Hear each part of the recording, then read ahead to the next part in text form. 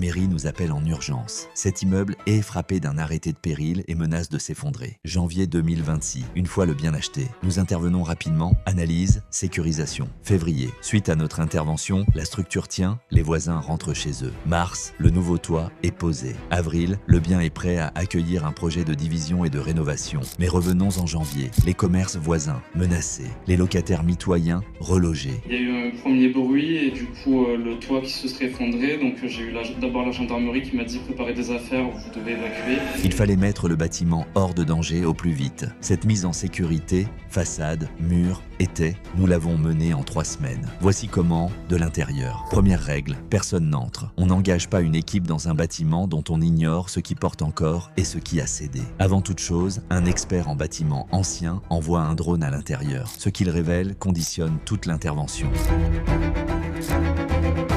Avant la moindre démolition, il faut stabiliser la structure. Nous confortons la façade, nous reprenons les murs, nous posons des étais pour tenir le bâtiment et redistribuer les charges afin qu'il ne travaille pas pendant le chantier. 3 semaines plus tard, l'immeuble est hors de danger et les voisins peuvent rentrer chez eux. Nous sommes alors en février. Le plus long commence. Nous déposons tout ce qui doit l'être jusqu'à mettre la structure porteuse à nu. Le bâtiment est réduit à son ossature. Ce n'est pas un accident de parcours, c'est la condition pour traiter le mal à la racine, et non en surface. Nous intervenons sur le squelette. Nous déposons des pannes de part et d'autre des murs mitoyens. Nous reprenons et nous renforçons les murs. Nous reconstruisons la charpente, pièce par pièce. À ce niveau, nous ne rénovons plus. Nous rétablissons la capacité portante d'un immeuble entier.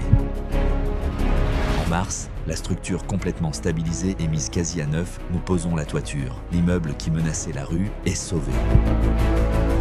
En avril, le bien est prêt pour ce que nous faisons vraiment, un projet de division et de rénovation. Reprendre un bien que personne ne veut toucher et en maîtriser le risque de bout en bout, c'est précisément là que se crée la valeur. C'est ce que nous faisons sur chaque bien, pour ceux qui investissent avec nous. Nous ne nous contentons pas d'orchestrer un investissement, nous le créons. On parle beaucoup de vacances locatives dans nos centres-villes, des immeubles vides, dégradés, parfois dangereux. Nous, on en fait des biens qui tiennent, qui se louent, qui se transmettent. Réconcilier l'investissement et l'intérêt d'une ville, c'est notre métier. Et nos centres-villes ont besoin de plus de projets comme celui-ci.